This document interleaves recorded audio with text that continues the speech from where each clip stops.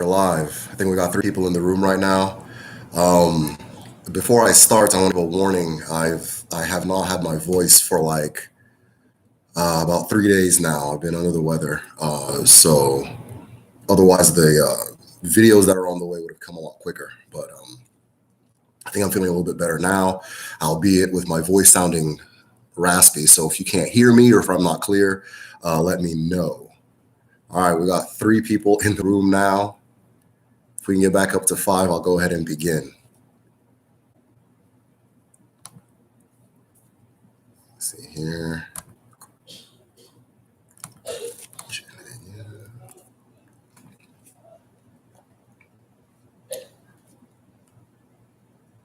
All right, well, I'm not going to hold anybody, so let's have to just go ahead and go for it. All right, so today is the new moon. Today is the beginning of Onwa Alom Chi. So in today's live, I'm going to be discussing that. I'm also going to be, if you guys have questions or anything like that, I'm going to be taking questions. And we also hit 5,000 patrons, so I'm going to have a separate stream just to celebrate that one. So I'll probably discuss that and other things towards the end of the video. But as always, we're going to begin by presenting Aji. I don't know if you can see it here. Right here. Just a second. All right. Umu Chineke, Aji Abiala, Aji ke wajindu, Aji ke wajinenye uche, Noko gadineke, Noko gadafo, Noko gadinanko, Orie, Noko gadineke, Noko gadina, Orie, Noko gadinafo, Noko gadinanko. He said, not that it's abnormal for me to trip up when I'm speaking Igbo, but this is one's going to be tough for me because I am very, very, very, very, very, very sick. Cool, I made it. Hey, what's going on, Ross? I'm very happy to see you in here.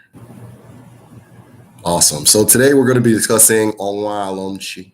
Onwa Alom Chi. I normally have like a little bullet thing to go with and just kind of go down the line, but I've been out of it, so I'm just going to go off the dome with this one and see if it works out. So Onwa Alom Chi is the moon. I'm trying to think of the best way to say it. It is the woman's moon, right? So not that every moon is not a woman's moon. All of them are. The Onwa is interpreted as female. But this particular moon is dedicated to women and connectiveness with the feminine aspect, right? So during this moon, what you'll see in a lot of communities are different methods of interpreting this particular concept. So for example, the Onwa Alom Chi, it gets its name from the altar, the woman's altar, or the altar of the mother in the household. So typically in a traditional household setting, the father will have an altar, which would be the altar of the house, and then a woman would, the wife would have her own, or if there were multiple wives, then the wives would each have their own, and so forth. Now, the altars, as far as altars go, they are, if set up properly, they are deeply personal. So it's going to, everybody's going to differ. But different altars have different functions and different altars have different purposes. And for that reason, they're going to have different facets and features. So for example, the woman's altar, the altar of the woman is going to feature a couple of things that are personal to her. Now, what you'll see most often is the branch from her tree of life. I've discussed this in a different video, and if you're on the Patreon, if you're a member of the Patreon, I've also discussed this in one of our discussions.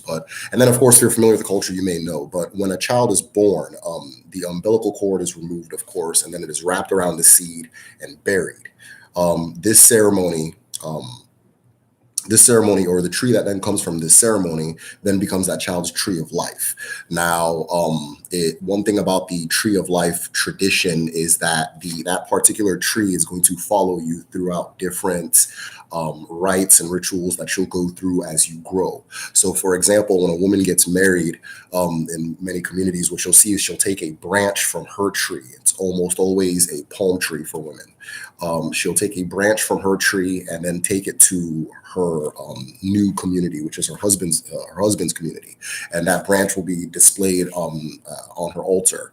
Now, it's not always, it doesn't always have to be a palm tree. It can be whatever. When we were younger, we didn't have the tradition done the traditional way with the umbilical cord and all that. But my grandfather, I didn't know what he was doing at the time, but I understand now. My grandfather took us all out and made us all plant a tree somewhere near in our family land. And I want to say mine was a mango. I think my sister's was a mango as well. And then my immediate youngest brother. I have two younger brothers, so my immediate, and he wasn't this. The last one wasn't born yet, so we all went and planted, and then I think my youngest brother, I could be wrong, when he went back, he got to plant one as well. But we all planted, and all I can remember is that my sisters took off, and mine was. I don't even know where mine's at anymore. It's sad, but that's the tradition, is creating this tree of life. So for the woman, she's going to take a branch from that tree and take it over there. She may take soil from her ancestral land and take it over there, and so forth. And so this particular altar is for the woman to what's the term?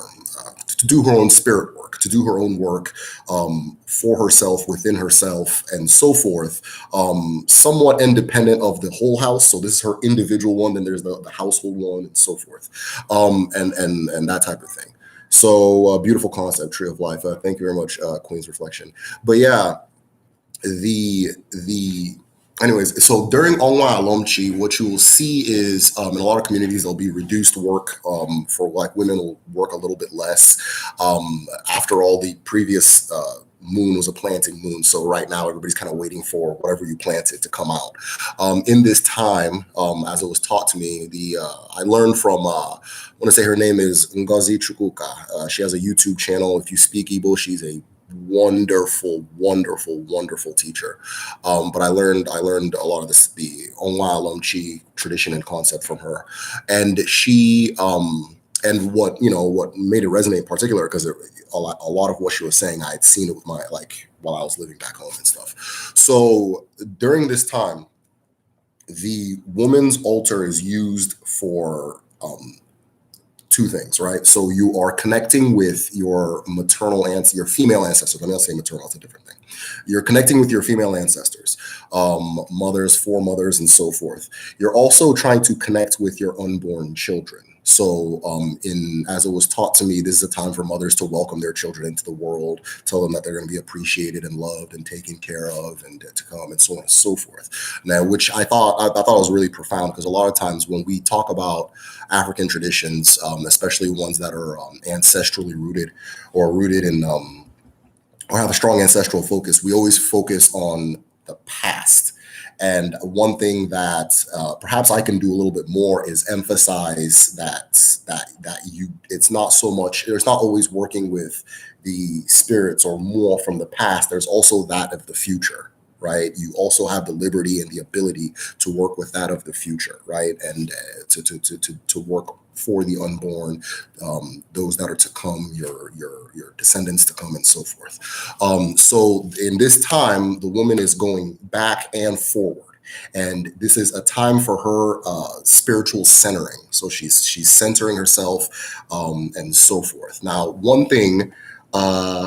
Good evening. I'm just joining from Guyana. Wow, that's beautiful. Thank you. Thank you very much. So one particular thing about this season is, like I said, you're going backwards, you're also going forwards, and you're speaking to your unborn children, but then you're also looking at the present. So you're going to the women in your community, you're making amends if there's any issues, you're showing appreciation where appreciation needs to be shown. No, I'm not tripping. Hey, Namdi, what's going on? Hey, Namdi, shh. I'm recording. Okay, that's my son. So it don't show. So Namdi, please. So you have Namdi. Okay, hold on, can you take him? Yeah. So in this situation, you're going to different women in your community, you're rebuilding bonds and you're strengthening the bonds that are already strong, right? One thing that I do talk about in different videos, and one particular video that if you're interested in the concept, you should check out is, that's going to be kind of loud. Yeah, that's going to be loud. No, that's going to be loud. Okay. So one particular concept, so one particular concept, this is, I'm battling like what is probably Delta variant Corona and a loud kid. So Namdi, go, please go. Thank you. So as I was saying, one yeah. So one thing that has to be remembered when we're putting all these things in context is that traditionally, um, power in the community was split in two, right? There was a women's wing and a men's wing, right? And of course, everybody interacted, and like, you know, you have a household with both and so forth, and that type of thing. But there are certain things in certain spaces, right? So when we say women's, we don't only mean the woman or like an individual. There's also the woman, the community of women. So the individual woman is also working to strengthen the community of women with her, the other women in the fold or in the family or in the clan and the town and so forth. So you're going to see traditions that orient around a lot of this, right? Now it's I'm not going to say exactly what time of the year it happens, but one example of one of these kind of like solidarity type of situations is the building of an Mbari house. You can Google it. I'm going to type it here, MBARI. Yeah. So the building of an Mbari house. So what this is if you have had a good year, if the community has had a good year, not an individual. So if the community has had a good year, what you're going to do is, or what you're going to see is that the women of the community are going to gather, watching from London. Appreciate the lessons. Thank you very much, Charlie. And again, I'm not going to be as fluid in this one. I'm like half alive right now, so I'll be fine. You know, I think this is the last day of it, but yeah, I'm out here. So if this is your first time, bear with me. So as I was saying, what you're going to see is the women in the community are going to gather and they're going to build a house, right? Or they're going to guide the building of a house. And this house is going to be called an Mbari house. And every single woman is going to contribute art to this house. So be it painting the walls, be it using clay to form ceramics, that type of thing. Every single thing that is good, or all of the blessings of that year, is going to be given a home and given a physical like a face. And then it is left alone and allowed, the exact term is, it left alone, allowed to rot, or allowed the jungle to swallow, or the forest to swallow it back. Now, the art of the Mbari tradition, or the purpose of the Mbari tradition, isn't necessarily the creation of the final product. It is everybody getting together to work on this one artistic project that is celebrating the good things that happened this year, right? And the term that was used is giving the blessings of the year a home so that they stay for next year, that type of thing. So things like that, right?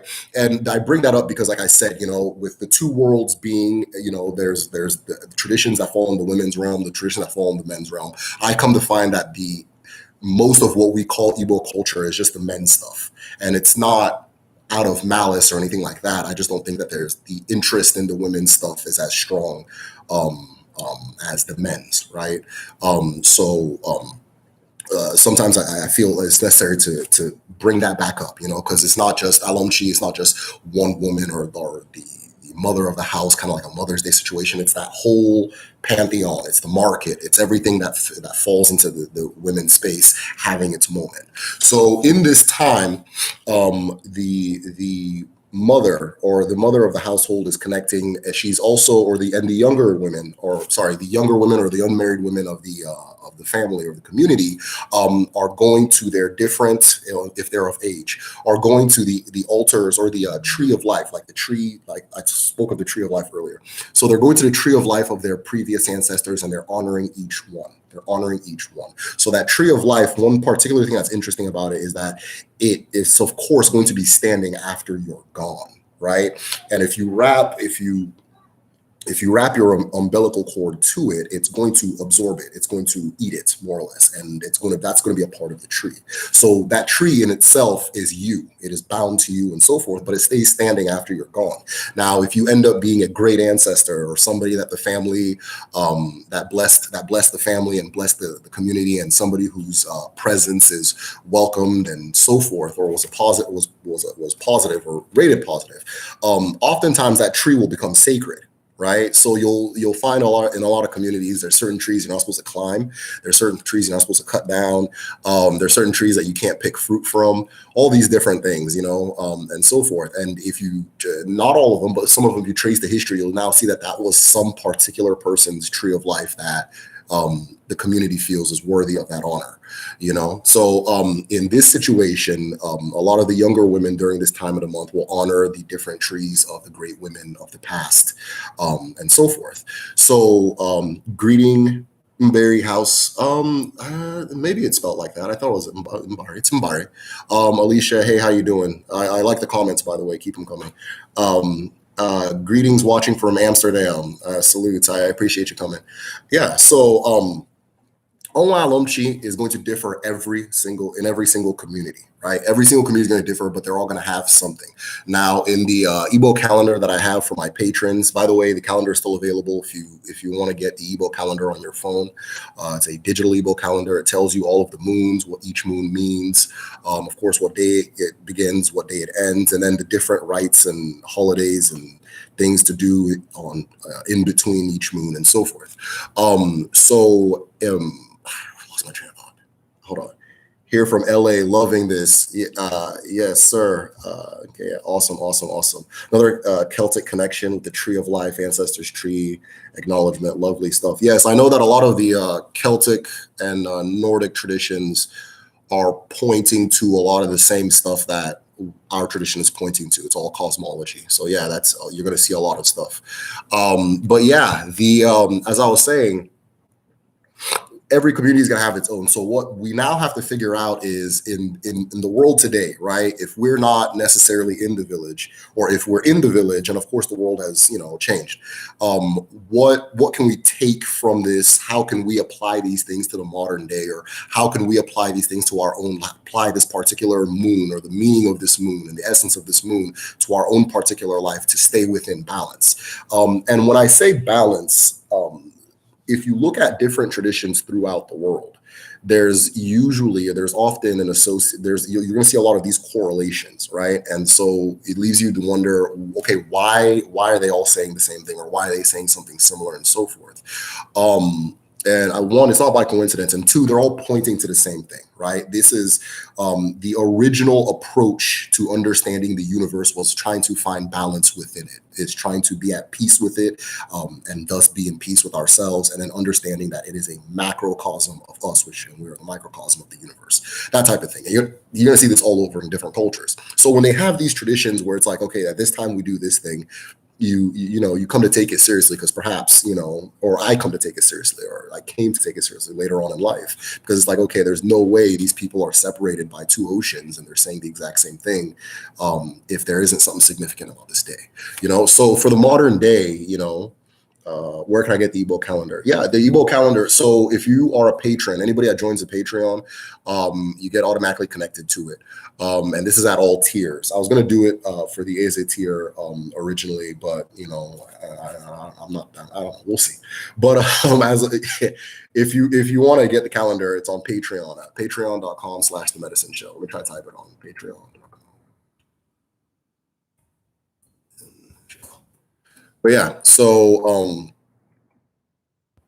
as I was saying, in the modern day, then how do we what are we going to do then for the next 28 days to keep this particular tradition alive, or to the essence of the tradition alive? I myself made sure that for this coming moon, my wife's not doing anything. I'm taking care of everything. going overboard on cleaning, all that stuff, that type of thing. So I'm taking care of everything for this one. She's going to rest and have a good time and chill and all that stuff. That's how I'm doing it. I actually wanted to ask to see if anybody else had ideas or things that perhaps you can do. This particular moon reminds me a lot of the Western Mother's Day, right? Only it's like a mother's 28 days, because now let's say you're not a woman, right? It's not like the guys are just kind of sitting idle. This is a time to show gratitude to mothers and show gratitude to wives and sisters and friends and community members and things like that. Is this the special moon connected to farm harvest? No, that is the next. Okay, so it will differ by community. So it's either going to be the next moon or it's between the next moon till November, like the moons that fall from the next moon till November. This is the rest before that happens, right? So just like basically all the moons that fall in fall are harvest moons. So with community, each community is going to differ because some of them start their planting differently. So I cooked my mother this. Ironically, had no. Okay, I cooked for my mother this evening. I ironically had no idea that this was it. Yeah, you're already in alignment, Ross. We talk, so I already know what time you're on. That's good, man. That's good. So, and does anybody else? I don't know if anybody else knows how they're going to kick this one off or celebrate this particular one. For the women in the chat. Again, this is a moon of connectivity, connecting with your feminine, your divine feminine, your communal feminine, your and then your network of women in your lives, that type of thing, as well as those unborn, both female and male. If you plan on having children, not everybody wants kids. If you plan on having children, then building a connection with your unborn and that type of thing, which to me is the most is the most impressive or the most unique, let me say, part of this moon, or of this tradition, because again, a lot of times when you hear things, there's always this focus on your ancestors, but the progeny are just as important, and this particular moon gives them focus, which is great, which is phenomenal. So I think a way is particular for the men to celebrate amplified creative ideas and projects of the women in our lives. Yes. Also, like Ross, I spent half the day doing all the housework. No way. Yeah, cool. So I'm glad that happened. I'm glad. No, I like what you're saying about the artwork too, which is really interesting too. I don't know if this is the reason you said it, but in Igbo cosmology, creativity is connected with women. So when you see art, a lot of times traditional art, and not everything is considered art. So I'll explain that in a minute. When you see art in the traditional sense, it's almost always made by women. Stories, like fictitious stories, are told by women. If anybody's read Things Fall Apart, there was a particular scene where Okonkwo had started laughing or got angry that his son was listening to women's stories, right? And traditionally, women's stories were the ones that are made up. So it's the creative story. Men's stories are supposed to be the ones that are historical or factual, and that type of thing. And so a lot of creativity, a lot of things that were in the creative realm fell within the women's space and so forth. And like I said before, with a lot of the traditions kind of on the women's end kind of falling out of popularity. That's why you see a lot of the art forms they're not there. Like, you don't, unless I'm wrong, it's the Owerri area, so I'm not from there, so maybe I can go there and see them, but I do not believe that people build in Bari houses anymore. I could be wrong. That type of thing. Ndewonu, who is that? Rachel. Okay, cool. Ironically, the moon is. Yeah, ironically, the moon is in conjunction with Venus tonight too. So there you go. Yeah, cool. That's why everybody got to cleaning. Things Fall Apart is a must read if you like this channel. Yes. So it's interesting because I'm approaching. I'm coming at this from like from a heady space, I guess. I'm like information, all that stuff. It all clicks when you see it happen.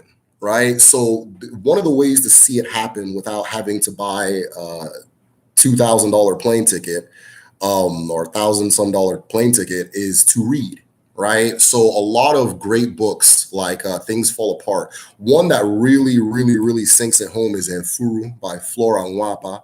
Oh, thanks for the books. Okay, yeah. Things Fall Apart is great. Furu by Flora Nwapa. There's tons of them. I can just go on and on and on. I want to eventually do videos on some of these books as well. But once you read these books, all of these concepts will kind of connect in a different way, or it'll come alive in a different way, or it's like, okay, this is what it looks like when it's actually put in play, and that type of thing. But then sometimes if you read some of these books and you don't understand the concepts, you're like, wait, what? That type of thing. Like, is that a spoiler? Maybe I shouldn't say it. Anyways, yeah, there's a particular thing that Efuru the book gets criticized for. It gets criticized for this particular. There's a particular part of the story that, or a thing that happens in the story, that it gets criticized for, and it's, if you understand some of the things I'm talking about or some of the things I discussed on the channel, that part makes complete sense. But because of it, people think the story somehow ends abruptly, and it actually doesn't. It actually doesn't. What happens in the let me put it this way: what happens in the end was foreshadowed the entire time.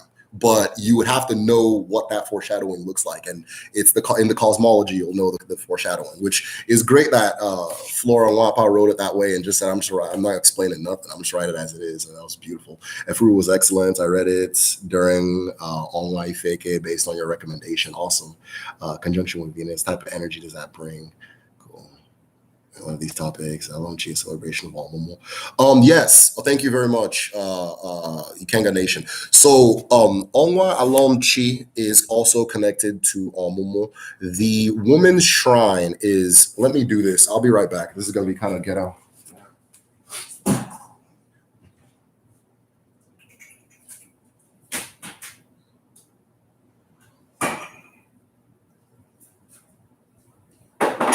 Or you know what? Let me go get the one I set up. I'll be right back. Hold on.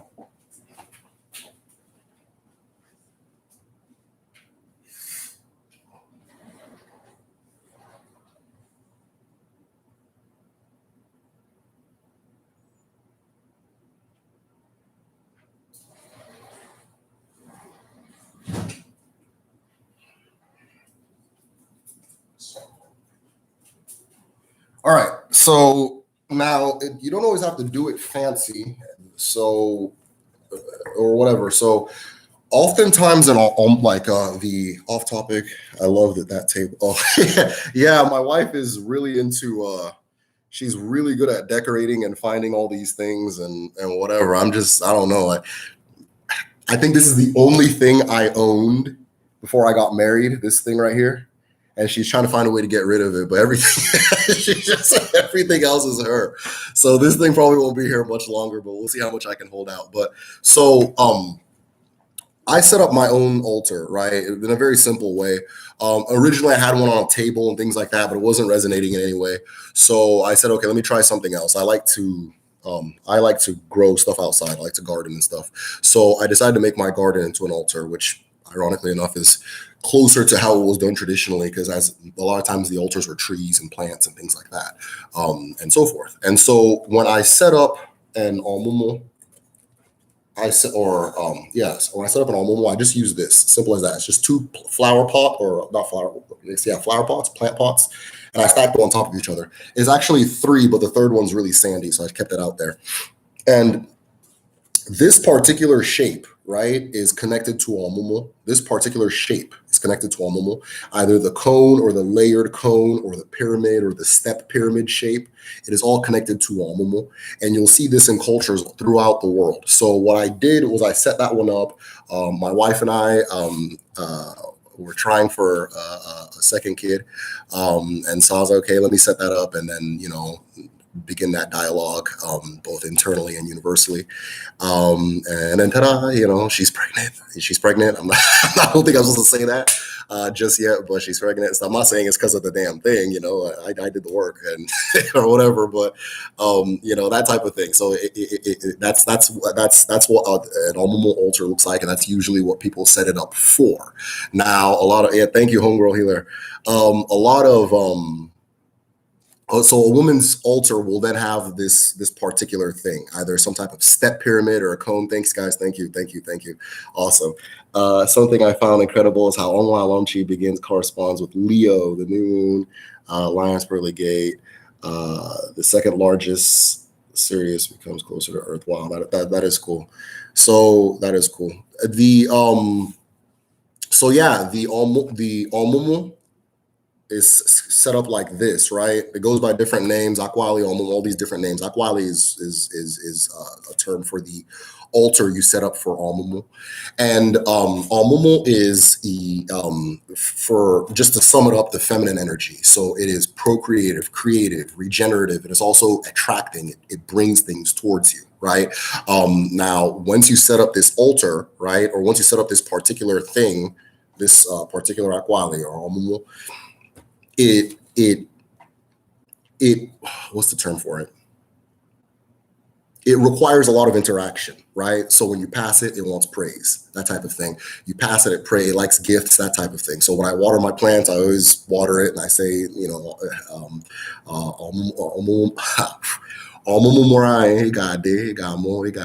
that kind of thing. I praise it, or the Omumu which birthed us all.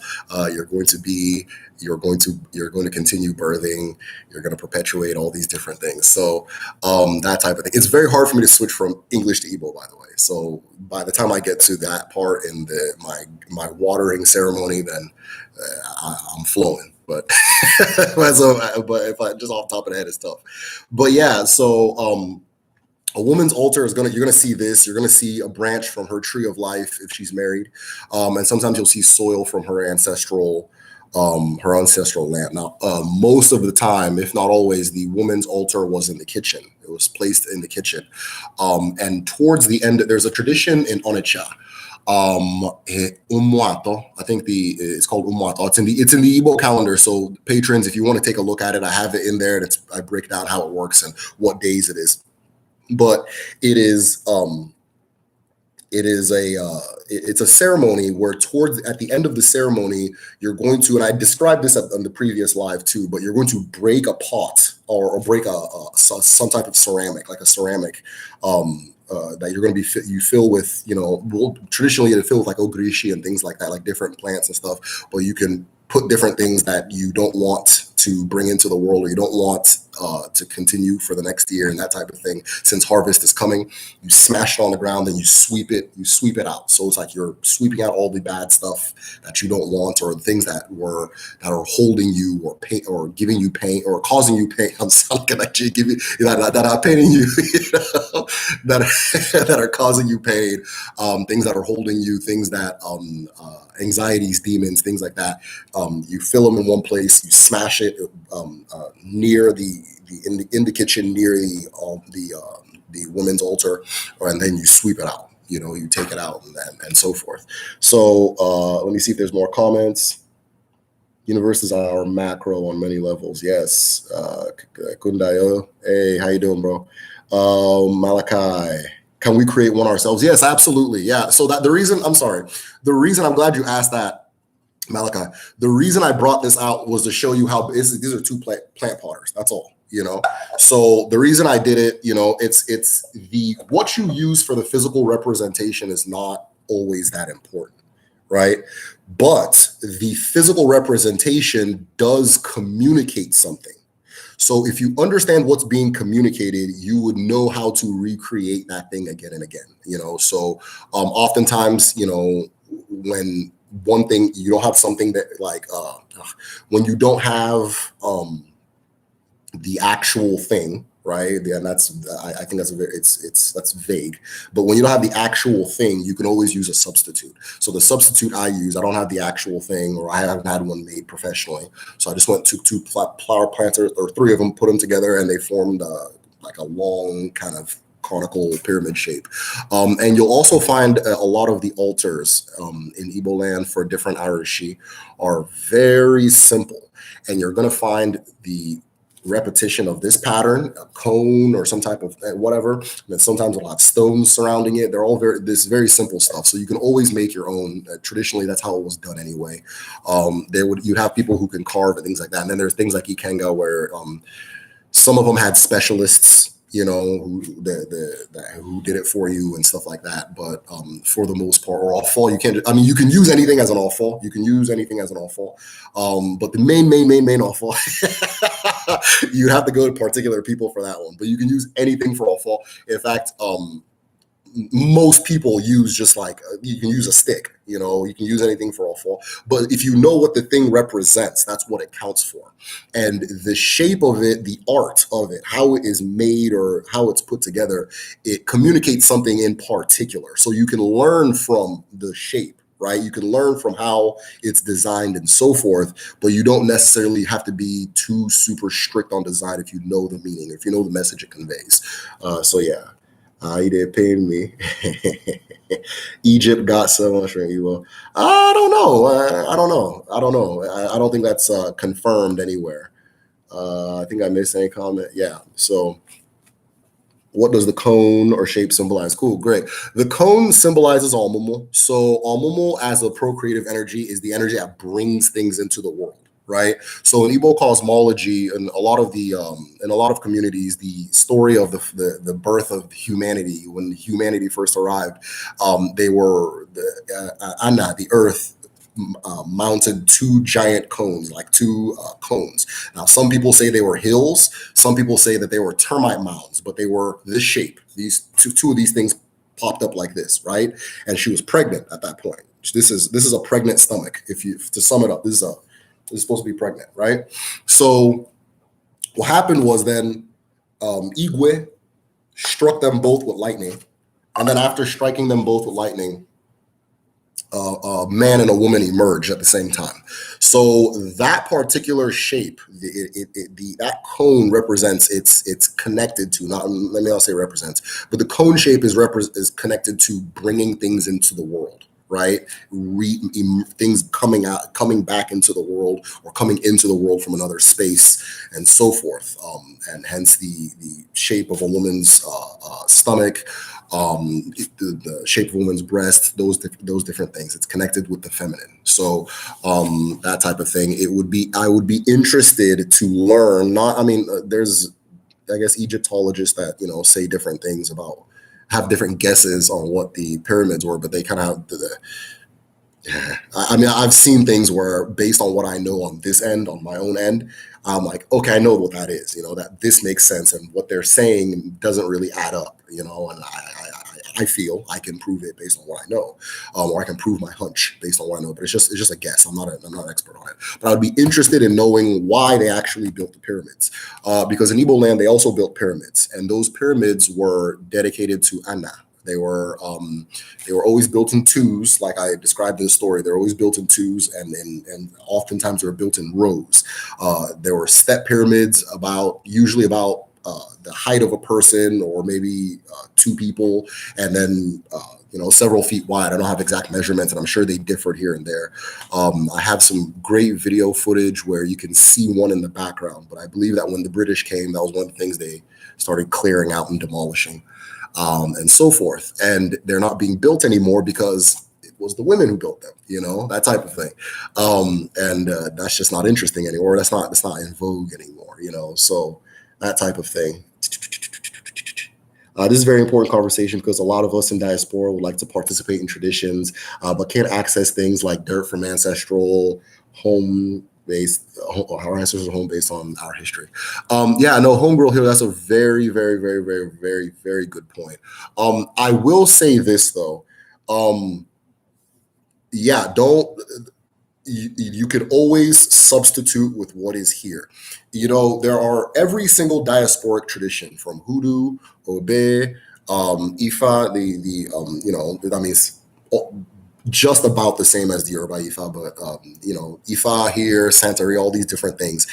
It's just what we were saying back home, adjusted with new materials and based on a new geography and new circumstance. Right? It's the same thing, So being able to adapt, or being able to take the concepts and then adapt it to the new place you're in, has always been a part of our tradition, has always been a part of what we do. So I never want anybody in diaspora to feel that like this place right? Oh, North America or the Caribbean or South America is somehow less Africa than Africa, right?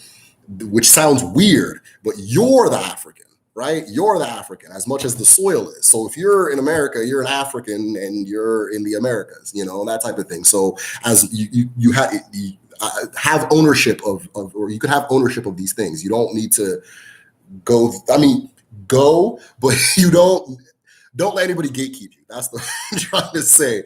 Don't let anybody or any circumstance gatekeep you, right? So sometimes you say, okay, ancestral land, but ancestral land doesn't mean land from Africa. It means the land of your ancestors. So maybe your family has land somewhere. A lot of, like, I'm here in America, of course, a lot of Black families can trace themselves back to a specific place in the South, usually the South, sometimes the Mid-Atlantic, where their family has like a plot of land. And this is something that doesn't, of course, this is something that, that I think should be emphasized a little bit more, because that is the same thing as ancestral land where we're from.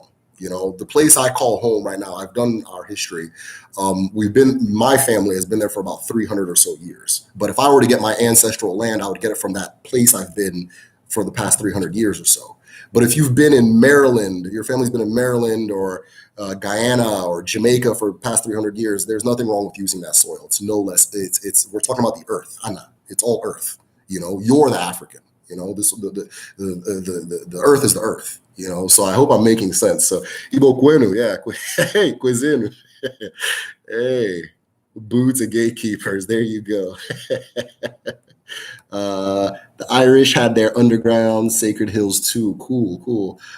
Sorry, everyone. I just like sharing connections. Yeah, keep sharing. That's good. That's very cool. How can one get an afa?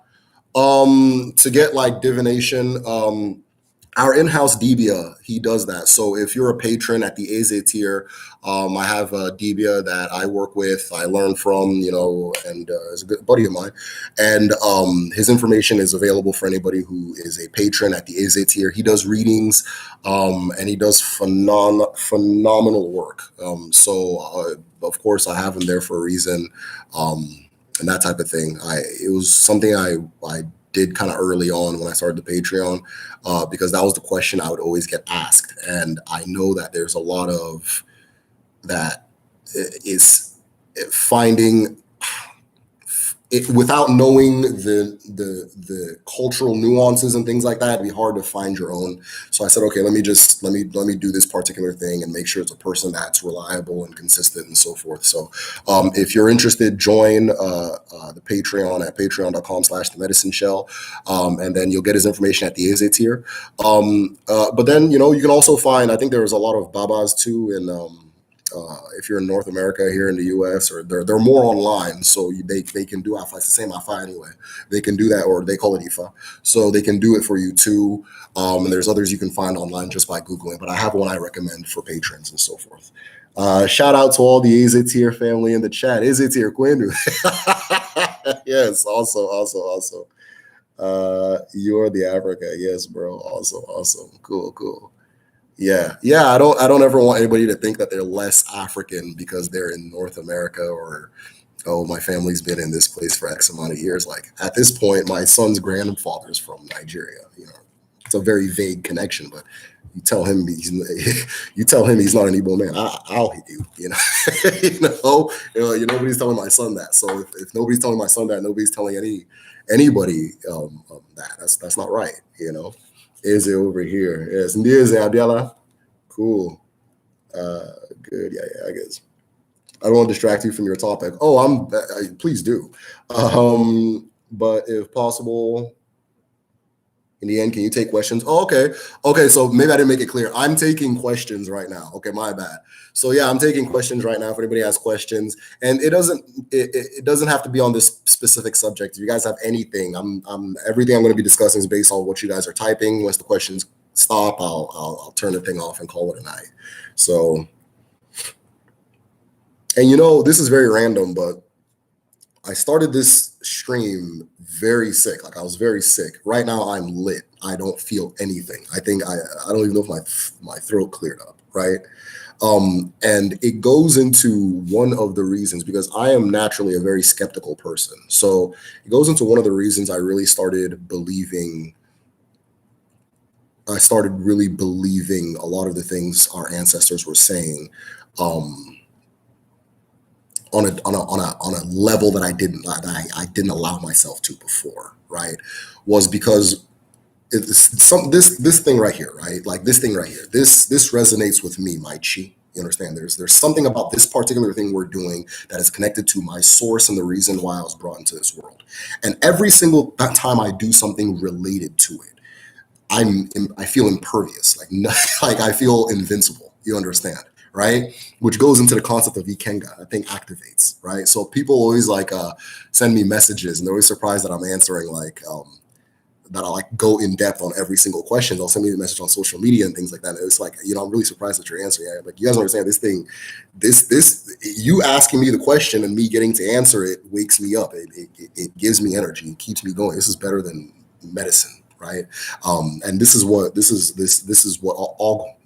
our ancestors meant by Ogum, right? My chi is resonating with what's happening, with what's going on, and from there, the illnesses and whatever I was feeling, poof, they're gone. And I think that's an aspect of healing that is not paid too much attention to in the West at the moment, though I think eventually they'll get there, and hospitals start looking like parties. Having issues becoming a patron? Question mark. Um, Kelvin, I don't know if you're asking if you're having issues becoming a patron, or are you having, I don't know if you're having issues, but you can message me and we can talk. I can work it out with you. And if it's anything super personal, we can work something out. Or if it's too personal, then you don't have to. But I don't understand the question. I don't want to distract. Okay, I already read that. Kind of a loaded question, but please ask all the loaded questions you got.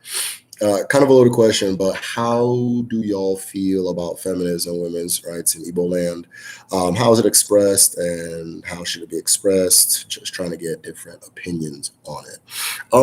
So I always say this: I'm a millennial. I'm like a middle millennial, not like a super young millennial or super or an older one. I'm like a middle millennial. We've been talking about this girls rule, boys drool thing for like 33 years of my life. I'm kind of just tired. I'm so tired of that topic. And I apologize. You're not doing anything wrong. And it is necessary to talk about, but I'm just like, oh man, it's too much. Like we gotta do it as people within our age. It's just us. It's just us. I've talked to younger people. It's just us. We're stuck on this thing, we're not gonna do nothing if we should be running for office at this point, I'm not discrediting the question at all, So this is why I don't like to talk about the question, because often, or to talk about like topics like gender and stuff like that, like as far as like, okay, it's hard for me to say this. I can talk about it in like the traditional sense, but to talk about what I think I should be going on, or my own opinion, because I don't think that's that important or whatever. And I've been hearing too many opinions on the thing. But as far as feminism goes, feminism is a very specific movement that started in the United States, and it is based off of American United States history. This is going to sound crazy, but it's very hard. And I live between two cultures. So one of the advantages, I think I've said this somewhere before, one of the advantages I have, or that gives you, is that you get to see both cultures from inside and outside the box. So I can tell you exactly what these ones are doing wrong and this one's doing wrong, and yada, yada, yada, that type of thing, and doing right and that type of thing. But one thing that's hard to do, and this is why I say I don't like to do this topic. One thing, it's hard for people to decenter the United States from their thinking, right?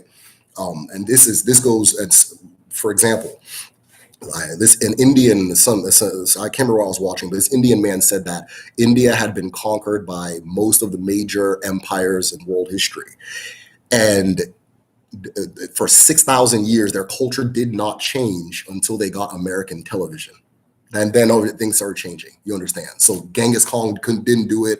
The Islamic jihads didn't do it. All these different ones, but the Americans did it, whatever. So it's hard to decentralize that very powerful culture from whatever. But feminism is a specifically American and English too cultural phenomenon. Right? It is, there was a certain way that white women were being treated, and they did not want that particular power dynamic anymore. Right? So when we talk about back home, right? I'm not saying it was better. I'm not saying it was better, so on and so forth, but it's hard to use the term feminism over there because a lot of the things, like for example, if there are rules on women, women made it, right? And it's probably the case oftentimes in the West too. If there are rules on women in back home, women made it. I'm sorry to call somebody. I think I'm calling somebody else, so I apologize on that. There was somebody I had posted the story of the girl. Oh God, what was the story? The girl who married the skull, right? I posted. I'm not, and I love the comment she left. So I'm not trying to be rude. I also try to avoid these things because sometimes I say I'm not really sensitive, so like sometimes it's hard for me to gauge other people's sensitivity. It's just like off rip. I have to like sit and think like, okay, maybe that's not right. So I posted this story, and it was about how the skull came, and this girl didn't want to marry anybody because they weren't good enough for her, and so this skull came and picked up all these different features, like picked people's eyeballs that look good, and took a guy's hands that look good, and face and teeth and all that stuff that look good, and became this like, very handsome man, came, wooed her away, gave all the parts back, and took her into the abyss, right? And so somebody had commented that this story is basically punishing women for having expectations and standards. And it's like, yes, but that's a woman's story. Like women made that story. Women tell that story. If I were to tell that story, I mean, now it doesn't matter, but back in the things fall apart time, if I were the one telling that story, somebody would be like, why are you acting like a girl?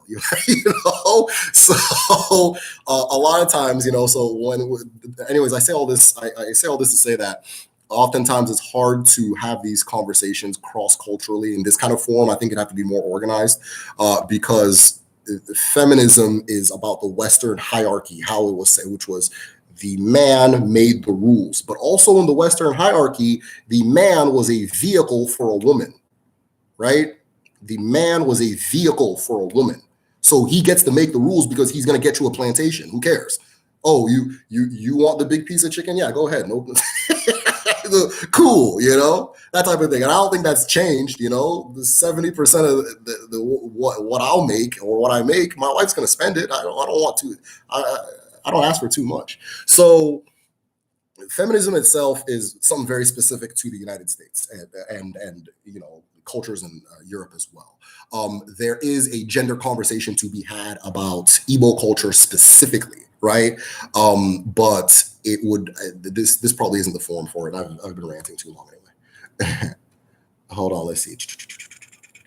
Kind of a loaded question. Okay, cool. Hold up. Whoa, you guys went off. Hold up. Shout out to AZ Tier family in the chat. Yes. Can't talk about it, can't get off fall. I'll get back to this one. Okay, I'm sure anybody had a good question and I missed it, go ahead and ask it again. About Ikenga and Awful. So my next video is going to be on the 4 world ages. So that's going to be on the 4 world ages, next video. The video after that is going to be on the Awful. And then, of course, I've already made a video on the Ikenga. But for the one asking, I have a video called The Philosophy of Ikenga. It's the Ikenga Explained video. So I would check that one out. But both the Ikenga and the Awful are associated with the masculine or with the man. And so the Awful is the staff of authority, and the Ikenga is your kinetic, your kinetic energy, right? It is your force of movement through space. And that can be seen on many different levels, right? So when people are awarded Ikenga, there's Ikenga Mo, which is your spiritual strength, right? And there's Ikenga Madun, which is very interesting because Ikenga Mo also looks very much like this, right? But it has the horns of the Ikenga, and it'll just look like this too, which is super interesting as well. I actually had a patron, I think it was Ross, that pointed out that, or that had asked if Mo was associated with Ike, which is the divine feminine aspect, that type of thing, and like it was all right there. I was like, oh yeah, it makes sense because the Ikenga more looks like is has a feminine shape and it has the whatchamacallit. So that type of thing. So there's Ikenga more, and then Ikenga Maru is the one that is a representation of you. That is you, right? It'll carry something in its right hand. It'll carry something in its left. The right hand, the Ikenga is also called the cult of the right hand, right? So it is on the human body, the different concepts, these different concepts I speak about manifest in different places in the human body. And in times of like ritual or chieftaincy and so forth, you'll then understand why certain things happen to certain parts of the body. Like the forehead, which mine is sweating right now, is associated with Abala or Anyangu, right, with the sun. So if I'm getting an Iche, right, when you get an Iche, you'll notice it's a solar pattern. They cut it. It's like it's supposed to be the rays of the sun emerging. It represents enlightenment, that type of thing. Well, the Ikenga is the right hand, and that is your hand. That is the active force in the world, right? But put simply, your chi gives you your Ikenga.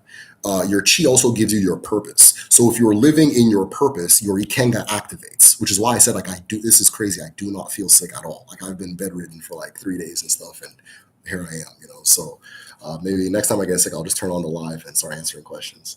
But yeah, how do I communicate with Ekwensu? Hey,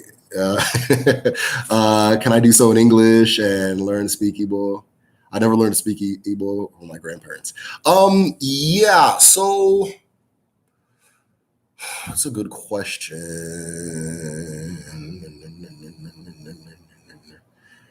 Can you do it in English? I don't think there would be an issue doing it in English because when you're talking, okay, so it would be preferable in Igbo, but if you have to do in English, again, substitute. That's fine. Go ahead. I would then try to begin the process of learning Igbo. But I will ask, as far as Ekwensu goes, right? Oftentimes, right? Oftentimes, Ekwensu is resonant with action. So you may not even need to speak. But for example, right, when it is said that when rituals are done, Ekwensu will watch to make sure it was done correctly. You understand it. It will make sure Ekwensu will watch and make sure it was done correctly. And it connects as far as this action. Ekwensu is also activated in fighting or in combat, that type of thing. I take it that maybe you're some type of athlete or warrior, or maybe you have a challenge ahead that you want to power through, that type of thing. So yeah, you use the language that speaks to you, and go through with it. So yeah, that shouldn't be an issue. I got a question for you. I know that's Onwa Alom Chi, but we are our chi as well. Okay, I'm sorry, I'm reading this in my own head. I got a question for you. I know that we are Onwa Alom Chi, but we are a chi as well. And if so, what happens to our chi when we die? Does our chi come back to our Onwa? Okay, so I always speak about the four essences of an individual. So you are all of those things, right? You're not one particular. You are all of those things. Just like the way I'm my skin, I'm my muscles, I'm my bone, I'm my tissue. I'm all of those things are components that create you or that make you exist, right? Those are things that the spark that is you. Those are all things you bring into the world, right? So there was another part of the question. The chi. What happens to chi when you die? Does it go back? The term they say is that the chi doesn't exist, right? Your chi doesn't exist, which I think I've said in different videos before. So there's nothing can really happen to your chi. Like your chi can't really disappear, right? You can say it goes back to chi or it goes back to chuku, but chuku is everything and everywhere, so it's always there. Your chi is like I'm so sorry. Your chi is like a spark, right? A spark. And everything that happens after that is Eke. So the spark happens, everything. So your the effect itself, right? That effect is the Eke, and your chi, and the part of the effect is this thing. I was created, that type of thing. So your chi sparks, the Eke comes through, you exist, so on and so forth, and then you pass when you pass and so forth. But your chi doesn't. Your chi has already done its thing. It's already ta-da, it's already brought you out in the world, right? So it's hard to answer that question, but some people say your chi returns to chuku, that type of thing. So, but then again, saying it returns to chuku is kind of like a turn of phrase, because chuku is the accumulation of all the chi in the world, so it's not really returning to anything. It's like saying your cell returns to you. It's like that kind of thing. So I hope that made sense to you, because it made no sense to my answer. Made no sense to me. So yeah, yes, me too. I was afraid, but a lot of power. What ancestors did, they were astrologers and scientists. They were first at everything. I got a question for you. I know that. Okay, I already read that one. Ross, of course you. Man, I didn't even read who asked the question, man. Of course you're gonna ask me that complicated ass question. Hold up. Isn't why here? And then there will big love. I feel we have a legacy of repression in our feminine energy. Okay, authority and creative Igbo culture. It's also difficult. Rachel, if you can elaborate more on the comments? You said, I feel we have a legacy of repression in our feminine energy, authority, and creative in Igbo culture that feels so difficult to detangle from. Yeah. So I think one thing that happened a lot, or that happened in the teaching of these or younger generations, our culture, was just this weird kind of like all of the stuff that's convenient for an adult man, or like all okay, it's just like you can tell there is an adult man that is telling you a bunch of stuff that's convenient for him, right? And that type of thing. And so what happens a lot is that, and then again with the two ends of it, and Rachel, maybe I'm understanding your question wrong, but with the two ends not having that balance anymore, right? What will happen a lot is a lot of the elders in our community, a lot of particular men about a generation above, they're going to oh, what's this? Oh, this, okay, women, for example, the one that drives me crazy, women can't watch masquerades. It ends up being a lot of women can't do this, women can't do this, women can't do, because he just knows his particular section of the culture, and he knows that you're not a part of that section. You understand? He knows that that's not your segment. At the same time, he's two generations away from colonialism. So the way you think you're kind of out of touch, a lot of our parents were too. A lot of our parents are too, and and so sometimes when they teach these things, they're teaching it from the perspective of one. This is what I saw. Okay, this is what I saw them doing. I wasn't really all up in I wasn't in the bush hanging out with the DP, that type of thing, but this is kind of what I saw out of the corner of my eye, that type of thing. So a lot of times you get this thing where a lot of girls feel that they're excluded, like, oh, why can't we do all these things? Because one, a lot of the things that are for women are not happening anymore, right? And I'm not going to blame that on the men. I think it's the women that have to regenerate the interest in that thing and start doing it. We actually cannot go over there and do it with or for you or whatever. And I often say, and it's maybe because I'm sick and I've lost my damn mind, but I usually just say I'm not the messenger for that, because I'm not. So a lot of our women, you guys have to. I would like to see a lot of women go into these things and look and see what were the women's traditions that are not around. Let's bring them back. One particular one we decided as a family to bring back was Aranomu. Aranomu was a tradition in my area we did where we would all gather around the matriarch of the family. So that's the oldest woman of the family, and we would just basically have a party at her feet. Right. So we are giving her praises and her honor and that type of thing. She speaks and then that type of thing. And traditionally, the way my dad explained it to me was that was the tradition where you saw who your family was, because Igbo people have the habit of traveling. We always go elsewhere. We're like semi-nomadic. I don't know how to explain it, but we always go somewhere. And so after a while, families get really spread out. So what we call, okay, this is the best way to put it. What we call December time now is a tradition that we used to do specifically for the matron of the family. We would all come back to make sure to visit the eldest woman of the family, and which is also interesting because I know a lot of I'm in here in Texas, a lot of Black American families, they have the same tradition too. They'd go to Nana's house, and that's how you know who your family was, family reunion, that kind of thing. So, I mean, December time has replaced it, but we decided to bring back that specific tradition in my own family. So the feeling of repression or the feeling of not being included or whatever comes from the fact that a lot of what we associate Igbo culture with is Igbo male culture, right? And the Igbo female culture isn't given the light it deserves. And it is deeply fascinating and complex and has all of the different little cool things in it, and just like the male stuff. But all the things we know, Ishiago, chieftaincy cap, that little handshake, Aji, Kola, those are all masculine things. And so when we you're gonna not feel included if you think that's your thing. It's like me now. I'm in America, and I only go to the women's bathroom, and people keep telling me to get out, and I'm like, man, why can't I piss? It's like, yo, that's that's they got. I don't know. It's complicated. So I hope I'm making sense. But yeah, I got a question for you. Okay, I already read that one.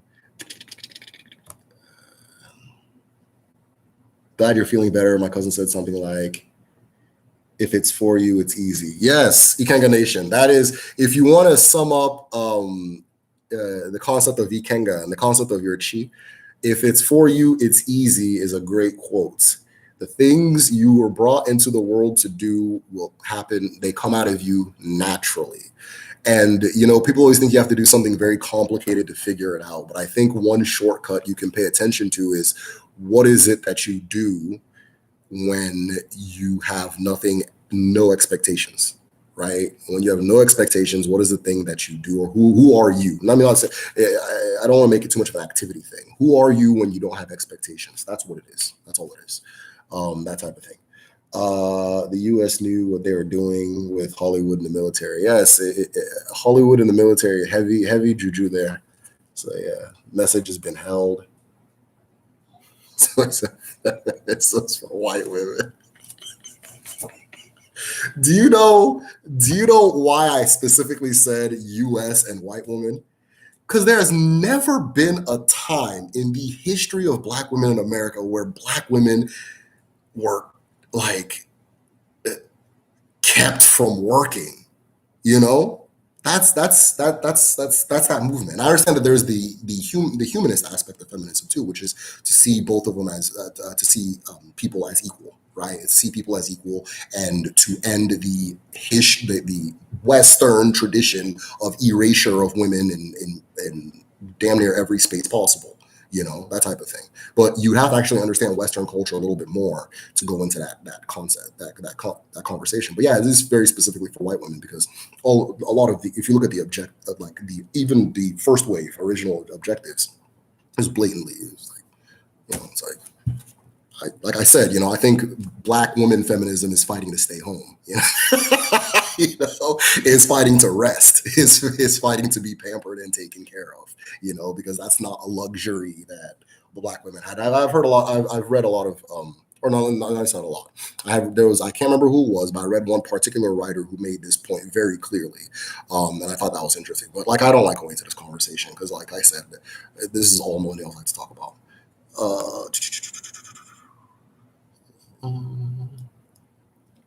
Put those things feeling. That's facts. Link Ikenga video, please. That's too complicated. I apologize. If somebody can link the Ikenga video into the chat, that'd be cool. Otherwise, I just go to channel and look for it. It's there. Can you do a video on the Arashi? I've done one. Check out the Arashi explained. So there was one particular story about Agon where he balances 45 Arashi on his head. So that doesn't mean that there are exactly 45 Arashi, which in that, I know that's hard to explain, or I know that doesn't make sense, but it doesn't mean that there's 45 Arashi, because a lot of the Arashi are like multiplied. there's like a multiplying nature that they have, right? So Nemiri, for example, like Oshimiri or Nemiri, right, is an Abara. She's a spirit, right? But every single river will now be its own that comes from her. There, it'll all be different interpretations of her, right? And if people who are familiar with Ifa know of Oshun. Oshun is a specific river in Grove in Yoruba land, that type of thing. So Oshun isn't all of the waters. It's that specific river, that type of thing. And then in Igbo land, it's the same. Every single river, and even you go to North America, the different rivers here are all going to be their own. So I'm going to do every single Abara possible, but some of them like that, like Nemiri, has a multiplying effect. Then there's like Agun, for example, right? I've spoken about the human Agun, the one that I have, right? The one that you have, everybody has. Then then there's the Agun of plants. There's the Agun of rocks. There's the Agun of every single thing has an Agun. So even all of the Arashi themselves have an Agun. So I can do a video on Agun as one thing, but then each of the different Aguns will now have their own different video. Like Agun Miri is a very unique thing. Agun of the water is a very unique, specific thing that will get its own video and differs from the other types of Agun. So a lot of or a couple of the Abara have a multiplying nature. There's no there's not just 45. Just the story for some reason says 45. Now, what would be interesting to do is to find out what that number signifies, which I have not figured out yet. Is to figure out what that number signifies, and then going in and seeing if there's any information or anything to be deduced from that particular number, or why that number was used in the story. How do I? Okay, I agree with that. I keep going to the same question. Igbo, all right, Randall, but does Igbo spirituality have something to say about queer folk? Yeah, and I need to address that too, because I gave a perspective in the Obanje video, and as far as that goes, that is one of I think a lot of people thought that that's how they conceptualized queer people, that type of thing, and it's like that's one of the things that's one of the ways somebody becomes queer, right? Is in the particular example I used in that video, but it's one of many. There are multiple different things.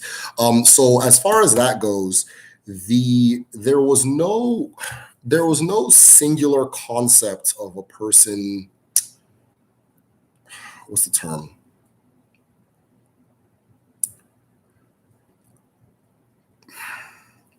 Being queer, right? Being queer as a singular thing, was not a concept that was carried in the culture, right? So, and that category, building that categorization again, is a very specifically American thing. Now, why did America create that categorization? Because that's the culture here. It's just what it is. Over there, for example, right? We have, for example, the female wives, right? There were women who married women. You understand?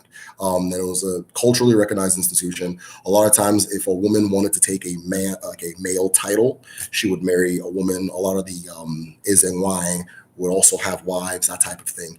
Now, there was a multitude of reasons why they would do it. People always try to deduce it and say, "Oh, it was just they were just doing it to have a kid or to give their family a kid and that type of thing. They're doing it because they were bearing yada, yada, yada." But it's like, I don't know.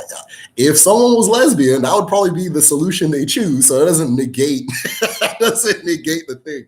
But and the reason I'm saying is that the female wife or a woman married to a woman wasn't necessarily classed or put in the same category as a man who would marry a man, which was considered impossible to do. It was not allowed, right? Now, when I say it was not allowed, it doesn't mean that you'd get killed for doing it. Is that just people would get mad, like your family would get upset because you're not going to create a child. That was the main thing. You understand? So, but the women who had wives were celebrated. You understand? They were celebrated. So, of course, as queer folk as a category is very diverse and that type of thing. The different conversations that can be had about it are extremely diverse as well within the Igbo context. There were individuals, for example, who would be able to channel a female spirit, and then from there, or men who would do it, channel a female spirit, and then from there, have a boyfriend and that type of thing. There, even as early as the 80s, there was an individual, Ulama, who was that? I think it was a trans guy that used to go around different villages and play music. You know what I'm talking about? I'll try to post this video. There was a very famous performer. We would call him today trans, or I think trans. You'd have to ask him about it. But he would go about as a woman. He would go about in the world as a woman. He was a performer. He would go to different places, and he was a celebrity. He was a big deal. Everybody loved him, so on and so forth. There's a video on YouTube of him. I can't remember if I remember his name. If there's any Nigerians in here, if you can remember his name, that'd be great. Go for it. So there's no single conversation that can be had for queer folk because they weren't all grouped together the way they're grouped together in the US. Every single type of every single thing every facet of that definition or that categorization, I guess. Yeah, every facet of that categorization is going to have its own different story. So the female wives are going to be seen in one way and have one history that is completely unrelated to an Obanje Ejima, which is maybe a younger person who's attracted to somebody of the opposite sex. I even had a document from Namdi Chill. I had a document from the Benin Empire, or that said that the belief was that everybody was attracted to the same sex up till a certain age, which I think Freud or somebody had said something similar. So it's a very fascinating conversation, but it's huge. It's a big conversation, and it would have to be broken into little pieces to be had. Okay, I think I'm about to wrap it up. And I'll go in Delta State. Hold on. Festival. That's a great. Yes. Yes, a research may be wrong. Gen 5 occurred on special occasions. Female traditional wrestling. Yeah, there's a lot of female. A lot of y'all's grandmas were some serious wrestlers. Yeah.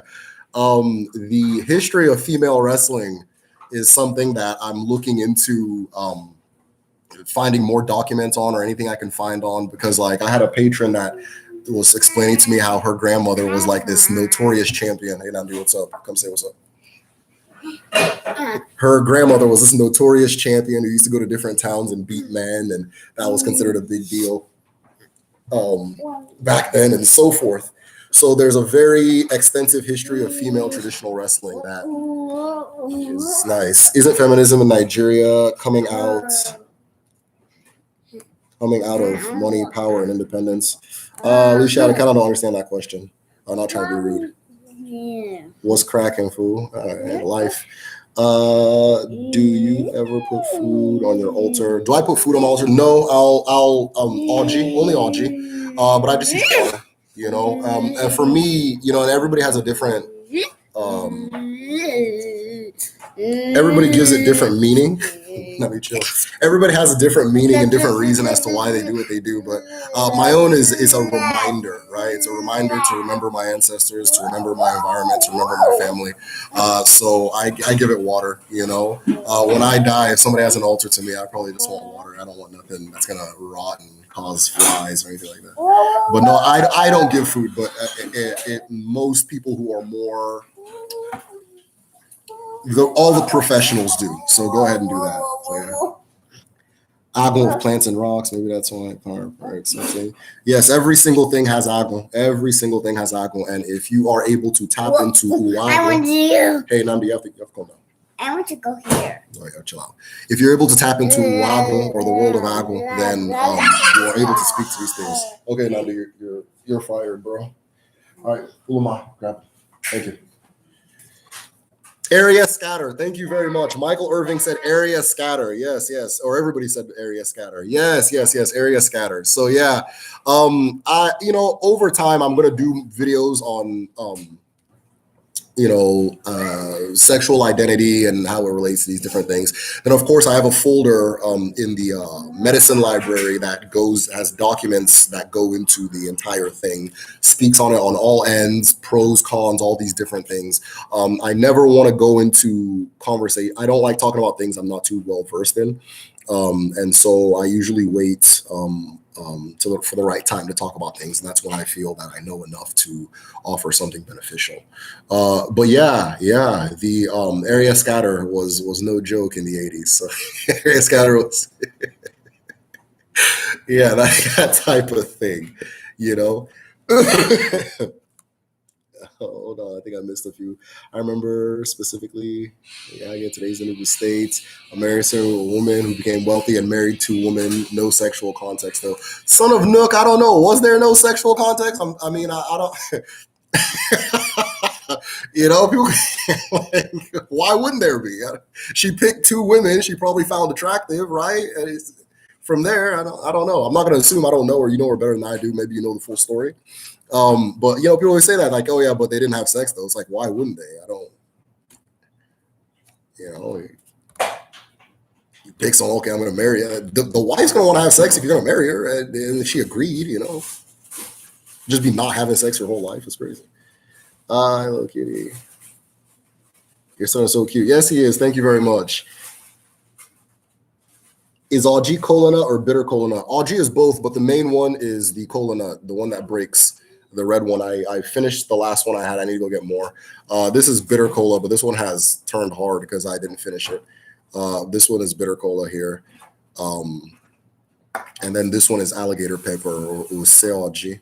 Ose, when you see the word ose or any, we use it and say pepper. Ose. Oh, my bad. Thank you. We say when you say ose, it's associated with more. Right? Pepper is associated with more or with potency, the idea of potency. So one of the words for chuku is osebluwa, right? And osebluwa is chuku, but it's more so referring to chuku, the spirit of chuku, right? So there's the chuku. If as an individual, you are chi, eke, ago, and more. And then, of course, chuku is also going to have all of those facets. So the eke of chuku is the universe, right? Just like the eke of my chi is me. And then the mo of chuku is osebuluwa. Just like my mo is also me, right? If my mo had a different name and you called my mo its name, you'd be calling my name as well. So it's not the same thing.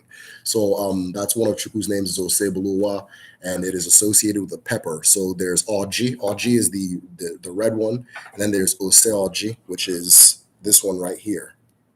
That's my favorite one. I like those ones a lot. I think I see a lot of it just with educate. I think it's college Nigerian, yada yada yada. Yeah. Okay. So I don't know. I'm confused about the. Maybe I missed a comment that gives it context because I'm kind of skipping all over the place. But yeah, a lot of there's never been a time like, and then this is the thing that drives me crazy. There's never been a time where you can tell Nigerian women anything.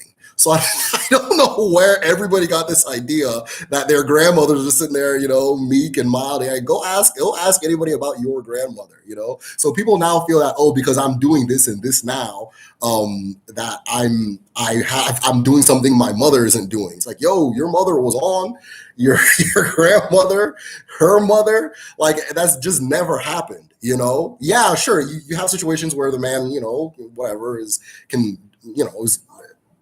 the men are in charge. Absolutely. The men are in charge. There's never been a time like what we're seeing right now with, women, everything women are doing that they've been doing. I'm willing to accept a challenge to that opinion, right?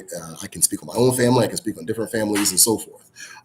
It wasn't a situation where it's like, you're just staying home and doing this and you're with the little sewing thing and your husband's going out and he comes back and he's, that type. No, like women had their own businesses, their own altar, their own organizations, their own government, their own wives, their own wives, everything, and it has always been that way. It has always been that way. I think the one thing I really admire about Nigerian women, my sister said this and it was really profound, was that most of our mothers And I think this is something that we can all learn from it. Most of our mothers had, on average, 4 kids, a full-time career, and like often a successful one, full education, and often her own business or thing on the side that she was also doing, and a very active social life. So she's visiting 6 people a week. She's on the phone up and down, and all of these things are being balanced, and you're wondering how this is all happening. That type of thing. So that's one thing that I really admire. But I don't think there's ever, the sexism in Nigeria has a different shape than the U.S. sexism, and feminism addresses U.S. sexism. If you went to Nigeria talking about, I don't know what we're talking about these days. Like work is work. Nigerian women have been working, so it would make sense. But yeah, these practices are not common, especially on the occasion. Yeah, no, they're not common, but neither is being a lesbian. So, but all right. Wow, we'll say that puts so much in context. I'm glad that helped. If a couple has children, it's normal for the couple to reincarnate through their descendants. And if, oh, isn't that weird? Yeah. Oh, is it normal? Yeah, that's usually who you're going to reincarnate from. Um, I mean, I'm trying to understand the question, Ross. You're saying that if a couple has children, is it normal for the couple to reincarnate through their descendants? And if so, isn't that weird? No, not at all. That's how, like, my son is my grandfather. My dad is my great grandfather. I'm the weird one. I'm reincarnated from like a distant family member, like my grandfather's second cousin, who was a palm wine tapper. He used to make alcohol, that type of thing. The Women's War, where they sat on men. Yes, exactly. If you're interested in the gender aspect, and even for Onwa Alom Chi and things like that, I think I'll make a playlist, like a women's playlist of videos. But go to the video, the market, because I think Sacred Market Explained or the Marketplace Explained, something like that. I can't remember how I titled it, right? Because that's going to break down I made sure to go in there and just really like look at this thing as objectively as possible and say, this is what it looked like for women in that time. This is what they had, this is what they didn't have, so on and so forth, and then use real historical accounts and different historical records that either confirm or deny different notions and so forth. And so what you end up seeing in that video, or what I ended up seeing in my own research, and even in just life, was that very much there was this idea of like women being repressed. Back then, it didn't happen unless it was older women repressing younger women. Absolutely, that happened, right? Because you, as a man, first and foremost, you can't make a rule for a woman. You can't make rules for women. It is women that will make rules for women, right? You're going to handle the things you're going to make for men. And if you violate, there are multiple checks and balances that are going to stop you. If you're a man, if you're aggressing or going towards the other side and trying to take what's not yours, there are multiple checks and balances. Now, here's what happened. Because a lot of the women's institutions are no longer in vogue, all of these checks and balances are gone. So, for example, right now, back home, if you have abuse, and again, back in the day, there was abuse. This is not new, right? This is not new. But back then, if a man beat his wife can go to the DEM, or the women's government of the place, and they can punish that man, or they can sanction that man, or they can lobby the men's end to sanction that man and rectify the situation, right? If the men decide, and I use different examples in the video, Marketplace Explained or the Sacred Market Explained. If a man makes a rule, or men make rules that women don't agree with, they can veto it, right? They can collectively veto it. Now, ironically, oftentimes yeah, while this was a way of checking the balance of power for men, or for men and women, that type of thing, oftentimes it was the men that were going to protect you from those groups, because those groups can be very, very, very aggressive towards the younger women. Because even right now, today, if you go back home and you're in your community, like not like a city, but in your community, you can see it sometimes. The older women can be kind of rough on the younger, or the newer wives, or the younger women, that type of thing, you know. And then there's also another division within the women's section, which is the Onwa Alom, which is the women that were born in this community, and then the Ndinyem, which are the women who married into it. They operate separately, that type of thing. So, anyways, as I was saying, what happens is, as these institutions fade away, now if a woman gets abused, she can, oftentimes they'll go run to another man.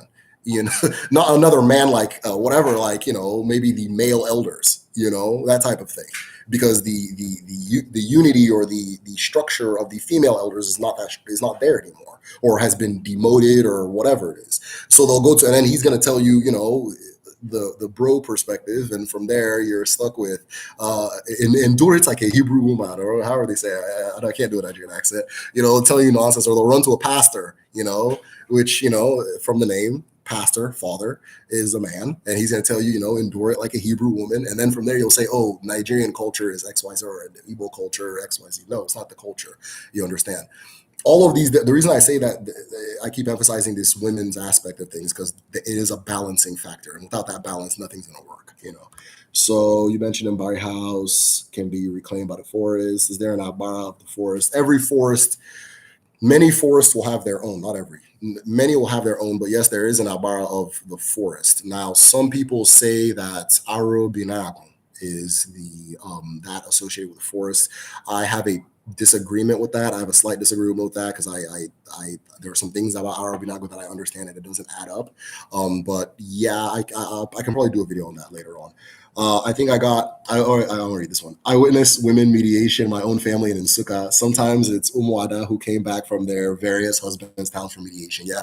So Umwada are the women that are born in the community, but of course they go to their husband's community to get married. When there's a conflict, they're the ones that assemble, and they judge it, right? Or they assemble, and they bring peace back, and that's the role of the Umuada itself. And then the Ndinyam will have a different set of rules. So somebody said they saw mediation. I'm going to take off, but I got I got a story. It probably has no educational value, but that's fine. And it was this last time I went back for my wedding in 2015. My mom had bought a bottle of mudslide from the US, and she was like, she was like, why is it that whenever the men are having a meeting, that we get them drinks, but when the women are having their meeting, nobody gets them drinks? So she had, well, it was one bottle of mudslide, and she took it to the meeting. And I remember that day I was on my back balcony, right? So let's say this is our house, and I was on the back balcony here, right? Like, this is me right here, and then over here, some ways, is the meeting the women are having, but there's some trees covering, so I can't see what's going on. And I remember the sound just being like this, and then it just started sounding like a riot. And I was like, yo, what happened? And so I got outside, because my village is very chaotic. Like, my family compound is very chaotic. And the entertainment is all the drama. And so I was like, okay, let me go see what's going on, because it sounds funny. So I go outside, and I go there, and all I hear is like these very old women talking about, you think I forgot what you did to me? The whole meeting went to pieces once. And then I looked at how much of the mudslide they drank. Like, like if they like a fourth, about a little bit over a fourth, and they had all lost their minds. So so I don't know, that I also witnessed a meeting too, but they had to have several like, it was nice, because then all of these different issues from the past came out, and everybody had to like rebuild and reconcile and all that stuff. Like I said, it had no educational value, but I just remember that sound, just like 100 old women just going off about shit that the other one did in like the 80s and shit. It was the funniest thing ever. But hey, I think I'm going to take off. I want to thank you guys. This has been medicinal for me. You guys have helped me heal to a great extent. Yeah, too much face. Okay, cool. So mudslide is a good choice, if any. Yeah, clearly. But yeah, so I want to thank you as always. Before taking off, a few things I want to announce. If you want to support the channel and if you want to support the channel, the best way to do it is by joining patreon.com/the medicine shell. On Patreon, there are 3 tiers, and each tier, there are different things I offer. So, but for every patron, you're going to get access to the Igbo calendar with the 13 moons. It gives explanations for every single moon, so you don't have to wait for me to come and start trying to go off the top of my head and make a video happen. And then the calendar, and then you're going to also have access to my e-library. So a lot of the questions you guys asked, I have specific folders, funny enough, with all the answers in there. This is the library that I use in my own research, the reading aspect of my own research, that is. I can't remember how many gigabytes it was. Somebody pointed out to me it was a lot. But it's got hundreds of books, articles, documents, historical accounts, things like that on insibidi. We brought up Mbari. Mbari is there. I just opened a new folder on sexuality, so I'm compiling all of the documents I have there in there. So it goes all the different questions people might have about like identity, how it was conceptualized, how it was treated regarding that kind of thing is all in there. Then all the different topics, of course, they all have their own folder, and it's very extensive and vast if anybody is interested in reading, as well as a lot of different books, in there that on Igbo cosmology and culture. And then we also have an Odinani group study, which has become, I say this in every group thing. We have an Odinani group study where we get together just like this, and we're having a live discussion on a specific topic. The last topic we had had to be like, I went back and watched the video. I never go back and watch myself. But I've gone back and watched because that was such a great discussion we had. I want to say last Sunday. The topic we were speaking about was Oganigwe, or Ekili. Some people call it Ekili, which is astral projection, and things like that. We're discussing how our ancestors conceptualized it, what it was used for, how it was done, and so forth. But we were doing so under the lens of this really, really, really creepy document that I found, where the Soviet Union and the United States were racing to figure out how to do astral projection first, or who was going to master astral projection, so that they can essentially use it to spy on each other. And then the Americans had also the idea, like, well, we can use this to kill them, And so we looked at that document, and that type, and we were just discussing it, and man, we had such a great conversation. So if you're interested in that particular conversation, we now have all of the previous group studies saved, and you can access that as a patron, and be a part of the group study as a patron. Then, of course, the main part about being a patron is supporting the channel, and then as a token of appreciation, all of the benefits are tokens of appreciation. Lastly, you can also get access to an in-house Debia. He does readings, and he's able to, walk you through, help you through different things in life, and give you the different solutions. I myself, I'm not a Debia. I'm a guy that if anything, I'm going to go for an Inze title. Right, so when I go home, I'm going to go for an Inze title. That's more fitted for who I am. I'm not a Debia, but he is a Debia, so he can. There's a certain level that a lot of you guys are already at, and maybe you're seeking solutions or answers at that level. He's the person for that, more so than myself. So there's all those things are offered for patrons at patreon.com/the medicine shell. And then, of course, my next 2 videos are going to be on the four world ages. So the 4 segments of time, or that our ancestors passed through to reach to the present, and that type of thing. I found out something really, really, really interesting as far as that goes. So that video, I'm looking forward to releasing that video. It would have been out this previous week, but I just got my voice back, so this is cool.